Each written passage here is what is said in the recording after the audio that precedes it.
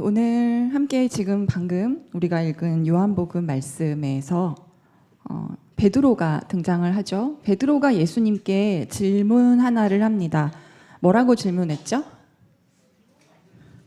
지금 방금 읽었죠, 우리가? 뭐라고 질문했죠?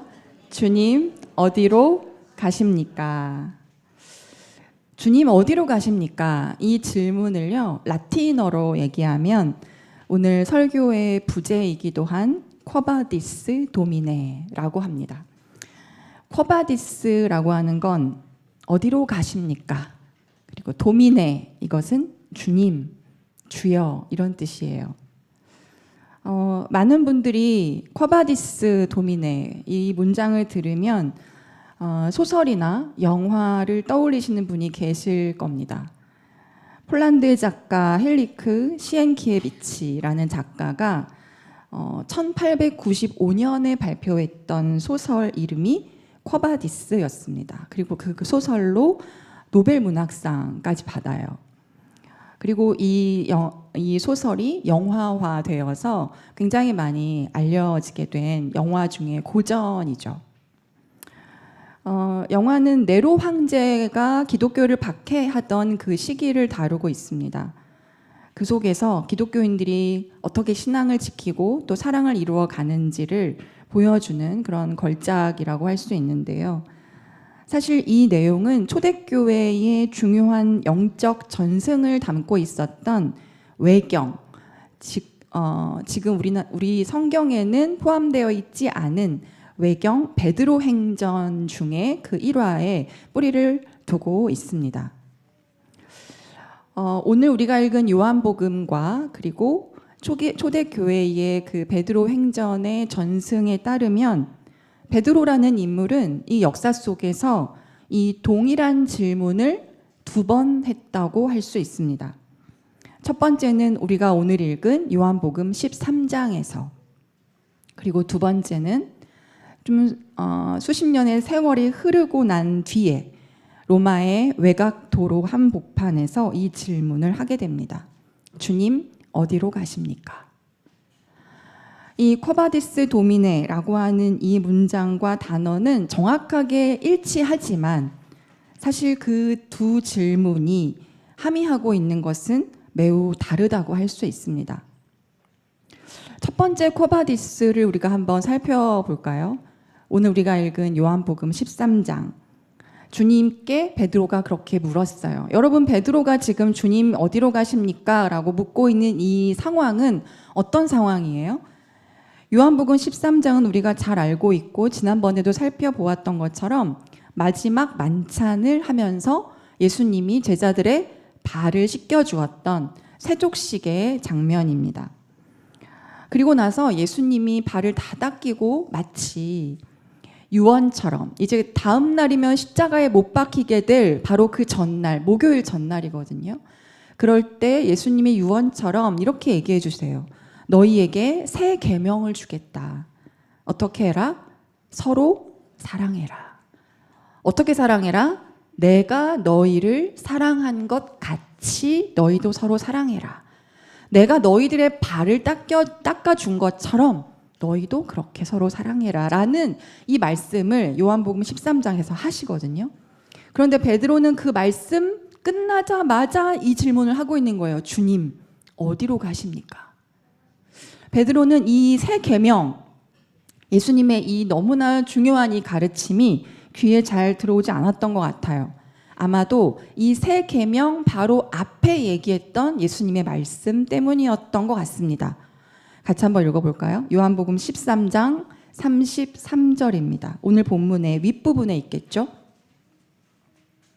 요한복음 13장 33절입니다. 시작. 어린 자녀들아, 아직 잠시 동안은 내가 너희와 함께 있겠다. 그러나 너희가 나를 찾을 것이다. 내가 일찍이 유대 사람들에게 내가 가는 곳에 너희는 올 수 없다 하고 말한 것과 같이 지금 나는 너희에게도 말하여 둔다.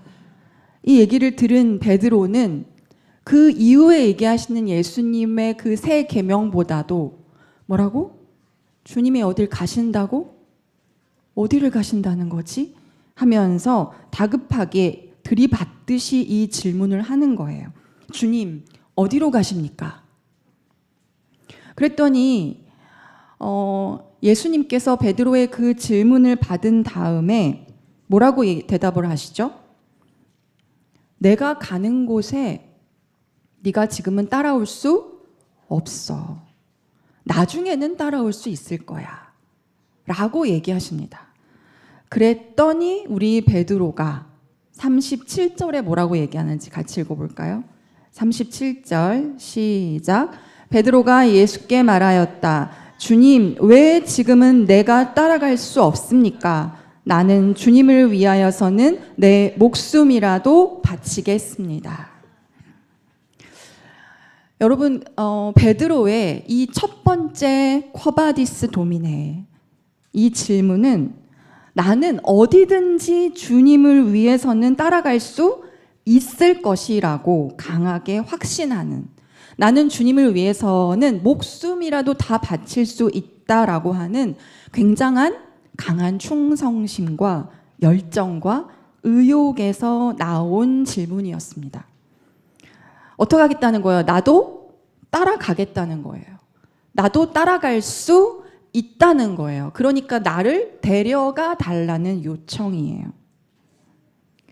그에게 있어서 주님을 향한 사랑이라고 하는 것은 내가 주님을 위해서 무언가를 해드릴 수 있는 어떤 행위의 사랑이었습니다. 내가 주체가 돼서 내가 주도성을 가지고 내 가치를 증명해 보이겠다라고 얘기하는 그런 통제력의 사랑이었어요. 베드로는 주님을 뜨겁게 사랑한다라고 확신을 했지만 어쩌면은요, 주님을 이토록 주님을 위해서는 목숨까지도 바칠 수 있는 이런 나 자신을 사랑하고 있었는지도 모르겠습니다. 그래서 사실 베드로의 이 질문은 주님의 길을 물어보는 질문이기는 하지만 사실은 주님, 내가 이만큼 준비되어 있는데 왜 저를 인정해 주지 않으십니까? 라고 하는 자기 증명의 외침에 더 가깝다고 할 수 있습니다. 하지만 주님은 그 베드로의 뜨거운 주도성과 그 열정 이면에 숨겨져 있는 베드로만의 약함을 꿰뚫어 보시고 그렇게 아프게 얘기하시죠. 닭이 울기 전에 너는 3번 나를 모른다고 할 거다. 내 힘으로 나의 의지로 주님을 붙들 수 있을 거라고 믿었던 그 베드로의 그 주도성은요, 우리가 잘 알고 있는 것처럼 불과 몇 시간 뒤에 한 여종의 날카로운 그 질문 앞에서 단숨에 바스락거리며 깨지고 맙니다. 베드로는 주님께 갈 길을 물었지만 사실 정작 갈 길을 잃어버렸던 것은 베드로 자신이었던 것 같아요. 그로부터 세월이 수십 년이 흘렀습니다. 서기 64년이에요. 64년은 로마 제국의 황제가 네로였던 시기입니다. 네로 황제 아시죠? 그때 로마에 대화재가 일어나요. 엄청난 화재가 일어나서 로마 성 안에 14개의 구역이 도시 안에 있었는데 10개 구역이 다 소실돼 버리는 엄청난 참사가 일어납니다. 네로가 불을 질렀다라고 하는 그런 소문이 있었지만 그것은 역사적 사실이 아니에요. 이때 당시 네로는 로마에 있지 않았다고 합니다. 어쨌든 그러나 그렇게 대참사가 일어나고 나니 정치적으로 네로는 굉장한 위기에 몰렸어요. 그리고 이 위기를 타파하기 위해서 타겟이 기독교인들이 됐어요. 그래서 기독교인들에게 그 책임을 돌리면서 죄를 뒤집어 씌웠습니다. 그래서 기독교인들을 잡아들이기 시작하고 박해를 하게 되는데 십자가에 처형도 하고 또 사람들을 기둥에 묶어서 화형시키기도 했습니다. 마치 인간 횃불이 되었다라고 얘기할 만큼. 그리고 사자의 먹이가 되기도 했어요. 이런 공포스러운 박해가 이 네로 시대에 일어나고 있었던 때 베드로는 당시 로마 교회의 수장이었습니다. 그 당시 베드로 역시 너무나 깊은 두려움에 휩싸였어요. 그리고 성도들은 베드로에게 어떻게 하라고 했을까요? 빨리 피신하시라고, 빨리 도망가시라고, 안 그러면 다 죽는다고 간곡하게 권유했습니다. 그리고 베드로도 죽음의 공포, 그리고 실존적인 자신 안에 있는 두려움, 이런 것들 앞에 흔들리면서 마침내 로마를 탈출하기로 합니다. 로마를 탈출하기 위해선 로마의 성 밖을 나가야 되는데, 그러기 위해서는 로마에서부터 외곽으로 뻗어 있는 그 길, 아피아 가도라고 하는 그 길로 나가야 합니다. 아피아 가도, 가도는 이제 큰 길이라는 뜻인데 아피아 가도, 그래서 이탈리아로는 비아 아피아라고 해요. 아피아 가도는요, 고대 로마의 그 중에서 가장 먼저 만들어진 도로입니다. 모든 길은 어디로 통한다? 로마로 통한다라는 말의 원래 근원, 그 길이 바로 아피아 가도입니다. 이 도로가 무려 기원전 312년부터 만들어졌다고 해요. 지금도 그 길이 있습니다. 그 아피아 가도를 통해서 로마에서 밖으로 나가야만 해요. 이 아피아 가도는 군사적인 목적을 위해서 만들어졌겠죠. 교통을 잘 원활하게 하기 위함도 있었겠지만 식민지를 빠르게 장악할 수 있도록 만들어진 도로였습니다. 깊은 밤에 베드로는 그 아피아 가도를 따라 도망치기 시작했습니다.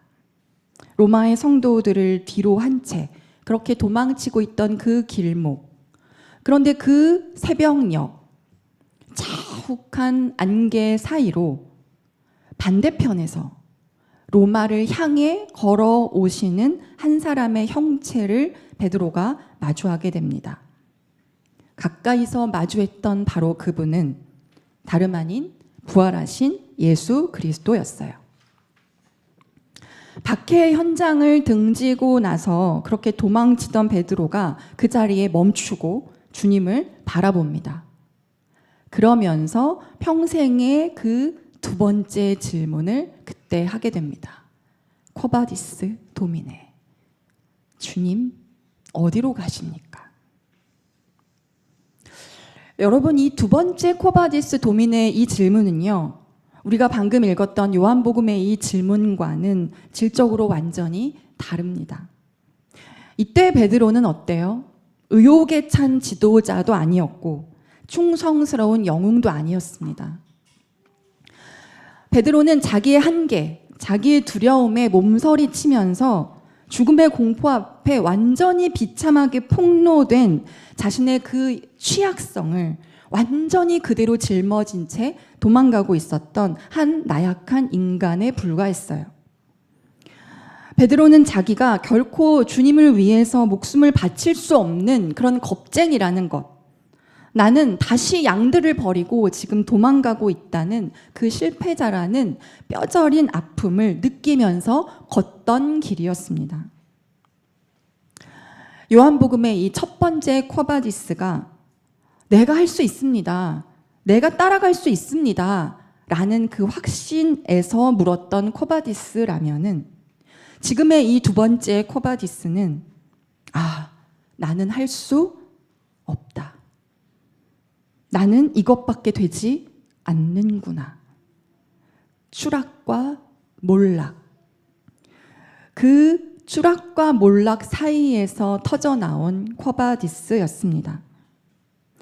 이건 자기의 비겁함 그리고 비참함이 완전히 극단에 달해 있는 그 자리에서 예수님하고 딱 마주했던 바로 그 순간 자기의 발이 탁 얼어붙으면서 영혼의 밑바닥에서부터 터져나오는 어떤 단독자의 비명 같은 거죠. 그 외경 베드로 행전의 전생에 따르면 그 베드로의 질문에 주님은 슬픈 눈빛으로 베드로를 바라보시면서 이렇게 말씀하셨다고 합니다. 내가 로마로 가서 다시 한번 십자가에 못 박히려고 한다.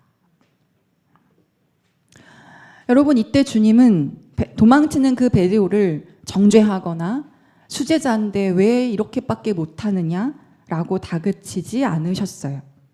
주님은 그저 내 양들을 위해서 내가 다시 로마로 가서 다시 한번 십자가에 못 박히려 한다라고 얘기하시면서 베드로가 그렇게 뒤로 물렸던 그 사명의 자리를 자신의 몸으로, 예수 그리스도 당신의 몸으로 다시 메우시겠다고 말씀하셨어요.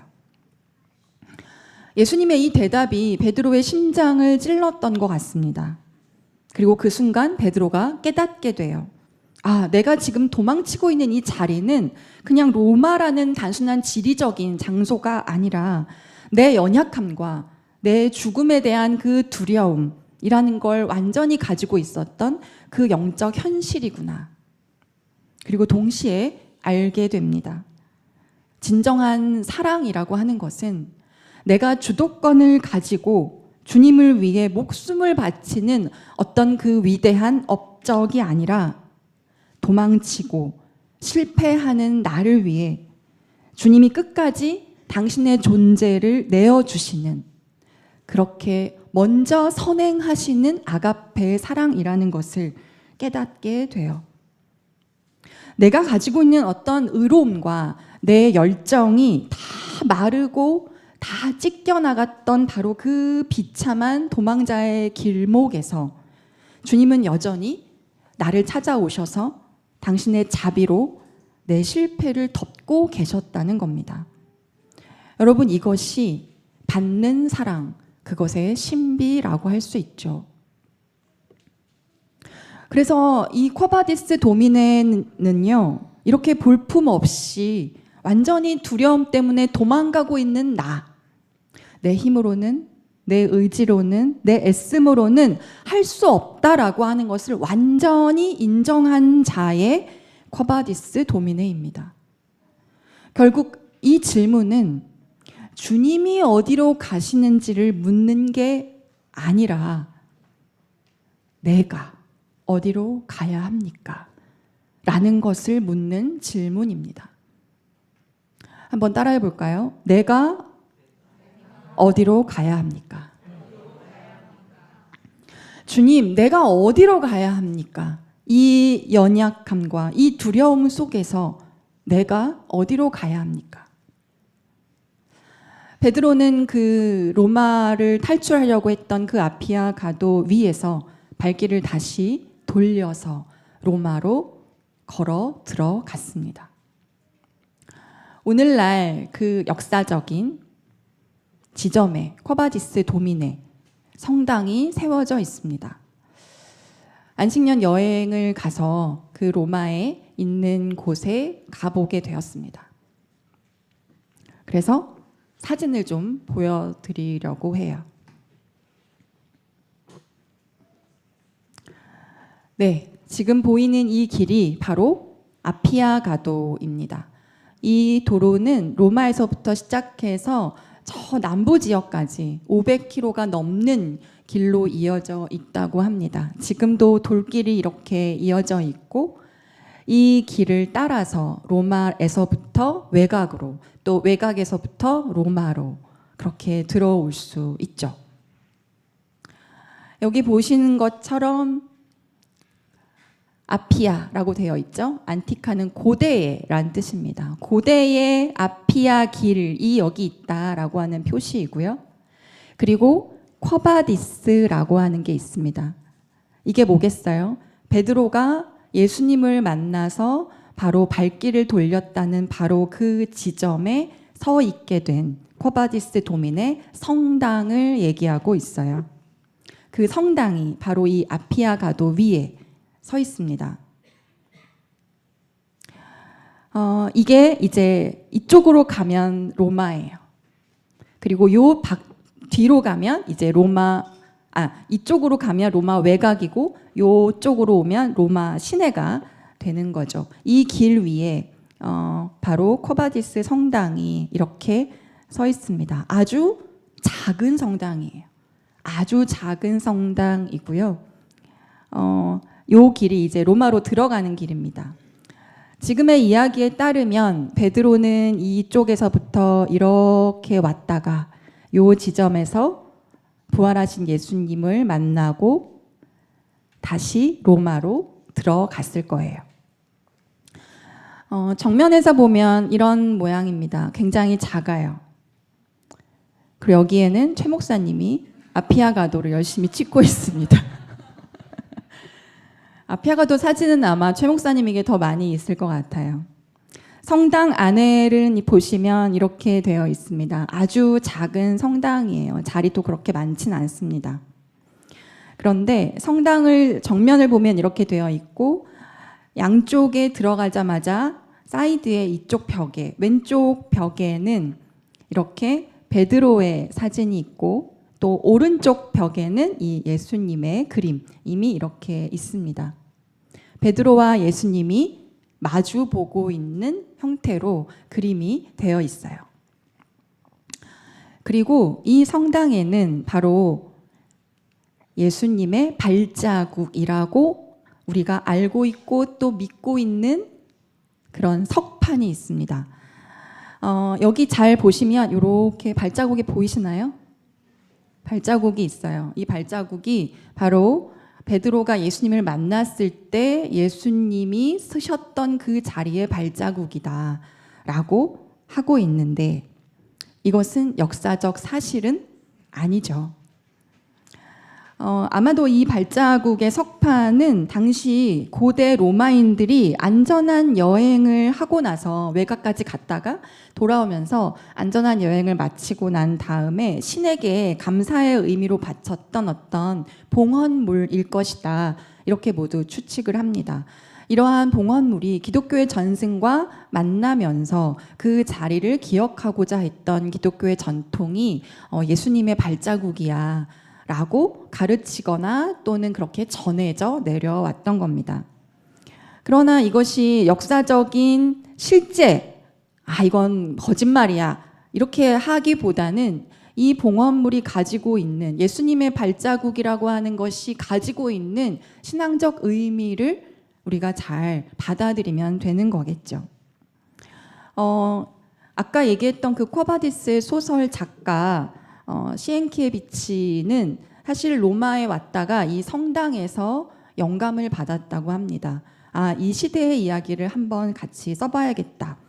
그래서 이 쿼바디스라고 하는 소설과 영화가 유명해지면서 이 성당을 찾는 순례객들이 많아졌고요.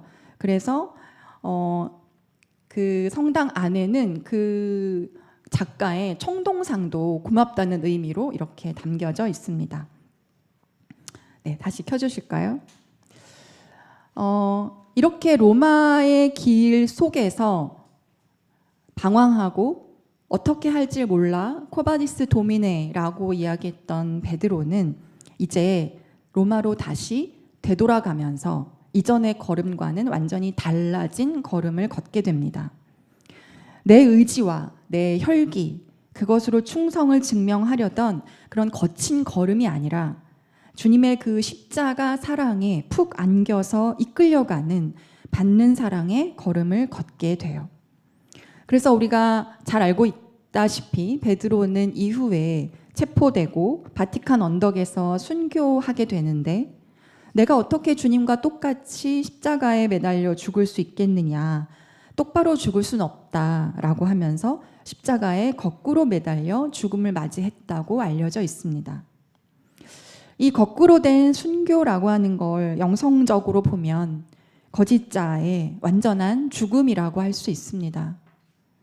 내가 주체가 돼서 내가 세상을 똑바로 지탱하려던 그 교만을 내려놓고 철저하게 뒤집혀서 하나님의 주권 아래 그렇게 자발적으로 낮아진 존재의 종착지를 의미하는 거죠. 여러분, 결국 베드로의 변형이라고 하는 것은요, 그가 주님을 더 많이 사랑하게 된 데 있지 않습니다. 사랑을 더 깊이, 더 온전히 받게 된 데 있어요.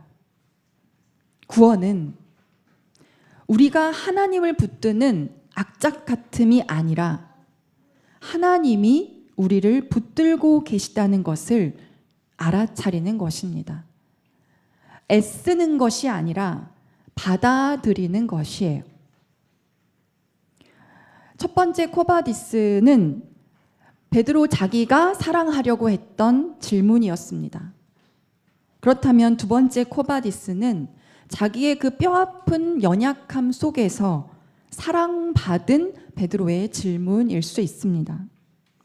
그리고 그 두 가지 질문의 사이에는 언제나 우리보다 먼저 우리를 위해 걸어가시는 예수 그리스도의 십자가가 놓여져 있어요. 아피아가도는요, 로마의 지배를 알리는 길입니다. 로마가 승리했다. 로마가 식민지를 통치하고 있다. 로마에게 무릎을 꿇어라. 이것이 로마의 영광이고 이게 로마의 평화다.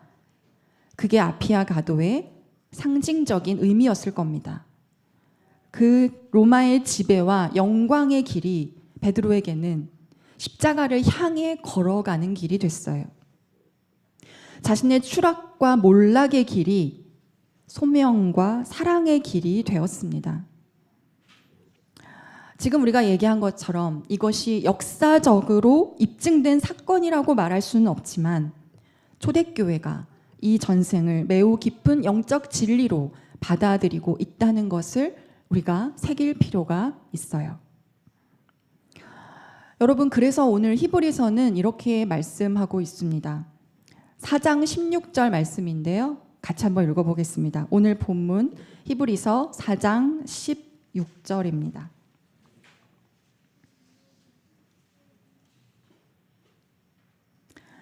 (4장 16절) 시작. 그러므로 우리는 담대하게 은혜의 보좌로 나아갑시다. 그리하여 우리가 자비를 받고 은혜를 입어서 제때에 주시는 도움을 받도록 합시다. 여러분, 여기서 굉장히 중요한 단어가 있습니다. 이건 뭐냐면 나아갑시다예요. 나아갑시다. 이때 나아갑시다라고 하는 헬라어 동사는 프로세르 코마이라는 단어인데요. 이걸 더 정확하게 번역하면 가까이 나아갑시다라는 뜻이에요. 아주 가까이 나아가자. 어느 정도로? 너무나 뚜렷이 볼 수 있고 말할 수 있고 만질 수도 있을 만큼 아주 가깝고 친밀한 관계로 나아가자는 뜻입니다. 사실 이 단어가 히브리어로 이야기하면 구약에서는 구약의 성막 있죠. 성막에서는 아무나 못 들어가요. 누가 들어갈 수 있어요? 제사장만 들어가죠. 제사장이 들어가서 하나님께 드리는 제사, 예배를 드릴 때에 사용되었던 단어예요. 그러니까 제사장만 하나님께 가까이 나아갈 수 있다는 뜻이었습니다.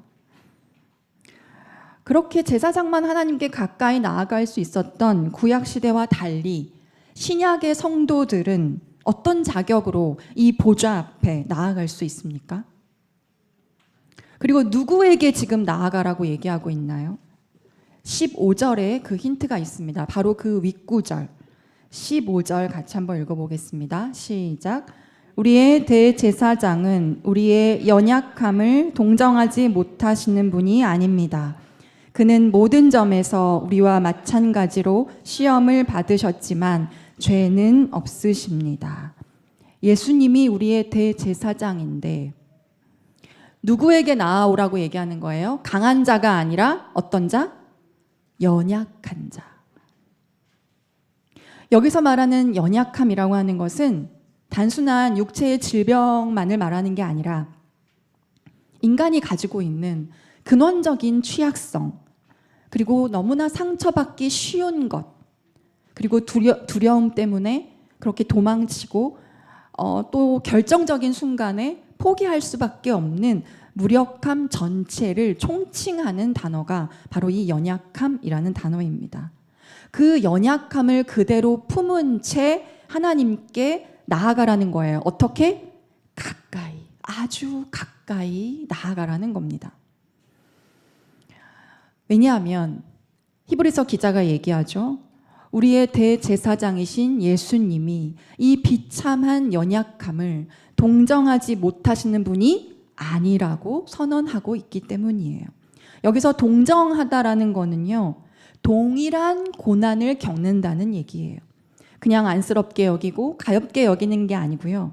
그만큼의 똑같은 고통을 느끼고 똑같이 동일하게 아파하시는 바로 그 자비, 자궁에서 나온 그 자비의 하나님이라는 걸 말하고 있어요. 우리 예전 번역, 개역 번역, 개역 한글 번역인가요? 예전 번역으로 말하면 동정이라는 단어를 뭐라고 얘기했냐면 체휼하시는 분이다 이렇게 얘기했어요. 체휼, 내 몸으로 직접 겪어서 안다라고 하는 의미의 굉장히 깊은 의미의 공감이라는 단어죠. 주님은 아피아가도 그 위에서 도망치던 그 베드로의 떨리는 심장을 몸소 겪어서 이미 알고 계시고 오늘도 삶의 무게 앞에서 도망치고 싶어하는 우리의 두려움도 고스란히 그렇게 체휼하고 계신다는 겁니다. 그래서 히브리서 기자가 우리에게 나아가자고 얘기하며 한 가지 수식어를 덧붙여요. 어떻게 나아가자 그랬죠? 담대하게. 우리에게 은혜의 보좌 앞에 담대하게 나아가자고 말씀합니다. 이것은 헬라어로 파레시아라고 하는데요. 이거는 그냥 그래 감정적으로 막 용기를 가지고 이런 뜻이 아니라 원래 이 단어의 의미는 숨김없이 모든 것을 투명하게 말할 수 있는 자유를 얘기합니다. 숨김없이 모든 것을 말할 수 있는 자유. 내 실패를 숨기지 않아도 되고 내 두려움을 감추지 않아도 되고 내 연약함을 포장하지 않아도 되는 자유입니다. 왜냐하면 주님이 이 모든 것을 이미 알고 우리를 기다리고 계시기 때문이에요. 이것이 받는 사랑입니다. 내가 괜찮은 사람이 되어 사랑받는 게 아닙니다. 괜찮지 않은 나를 하나님께서 먼저 품으시는 거예요. 내가 용기를 내서 하나님께 가는 게 아니고요. 하나님께서 먼저 나의 두려움 속으로 걸어 들어오시는 겁니다. 그래서 내 밑바닥에 모든 두려움과 그 날것의 연약함 모든 것을 몸으로 이미 알고 계시는 주님 앞에 더 이상 숨길 것이 없구나 라는 것을 아는 자는요. 담대해질 수 있다는 거죠. 이 담대함은 뻔뻔함이 아니라 주님을 향한 깊은 신뢰에서 나오는 겁니다. 내 삶의 가장 못난 것과 어두운 것과 우리가 마주칠 때 내 힘으로는 도저히 풀 수 없다.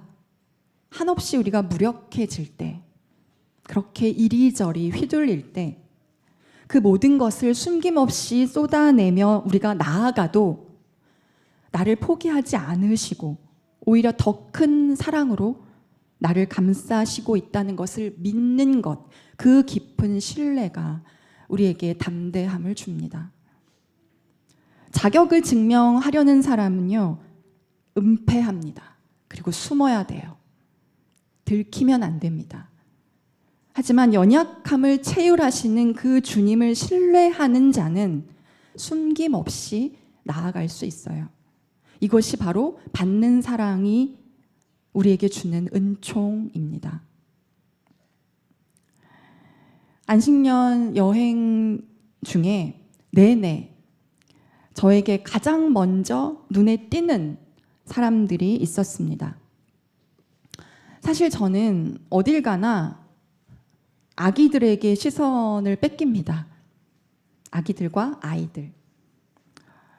최 목사님도 제 영향을 받았대요. 그래서 이제 아기들이 먼저 눈에 보인대요. 그런데 이번 여행에서는 저에게 가장 먼저 눈에 띄는 사람들은 바로 함께 여행하는 엄마와 딸이었습니다. 함께 여행하는 엄마와 딸만 계속 보여요. 어쩌면 그렇게 많을까?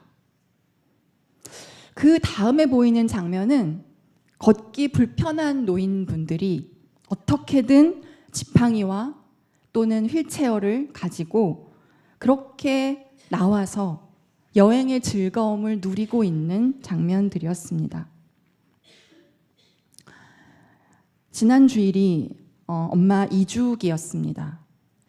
이번에 안식년 여행은 그 이주기를 날짜를 앞두고 정해졌고, 날짜가 지날수록 여행이 마치 이주기를 향해 가고 있는 것처럼 느껴지기도 했습니다. 숨막히게 그렇게 아름다운 풍광으로 황홀하게 행복한 만큼 딱 그만큼 슬픔도 깊었습니다. 이 슬픔을 느끼면 지나간다는 걸 알아요. 그래서 많이 느꼈는데 안 지나가요.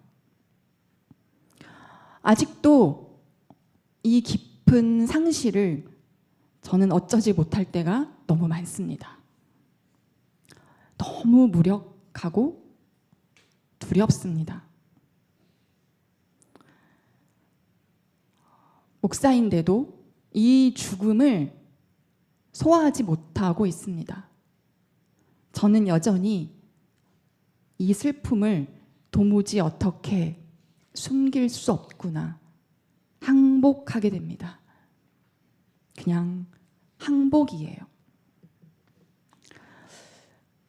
여러분, 우리도 이처럼 베드로처럼 내가 할 수 있다 그렇게 의욕과 애씀의 상태를 지날 때도 있고요.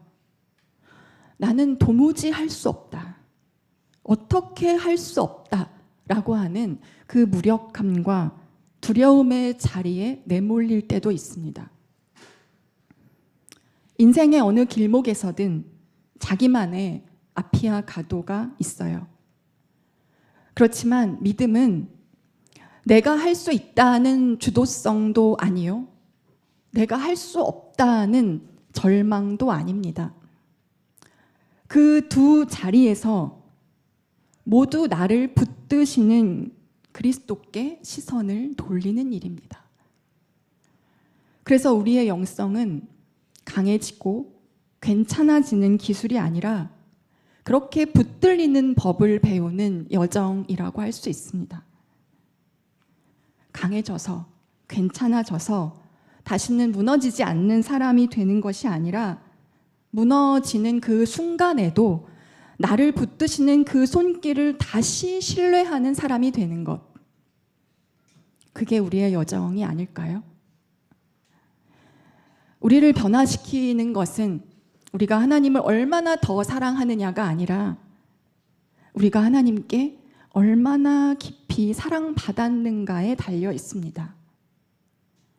내가 얼마나 애쓰고 노력하는가가 아니라 이미 나의 밑바닥의 그 두려움 속에 와 계시는 하나님께 나를 개방하고 나를 내맡기는 것에 달려 있습니다.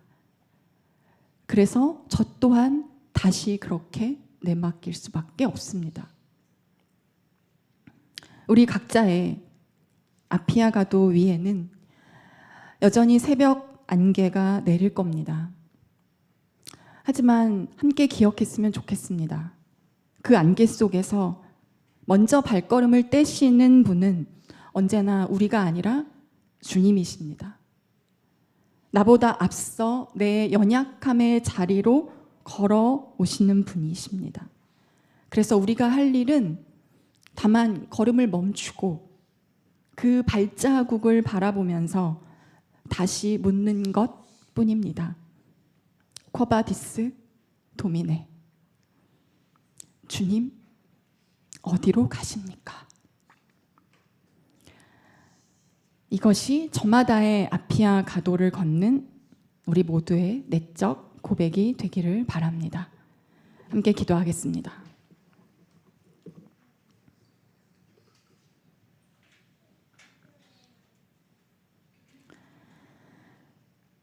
자비하신 하나님, 우리의 구원은 우리의 의욕에도 우리의 절망에도 있지 않습니다. 언제나 우리보다 먼저 걸어오시는 주님의 사랑에 있음을 믿습니다. 우리 인생의 아피아 가도에서 우리의 연약함과 실패와 끝없는 두려움의 자리에 먼저 찾아오시는 주님의 발자국을 발견하게 하시고 커바디스 도민에 물을 때에 우리의 걸음을 다시 주님의 길로 이끌어 주시옵소서. 예수 그리스도의 이름으로 기도합니다. 아멘.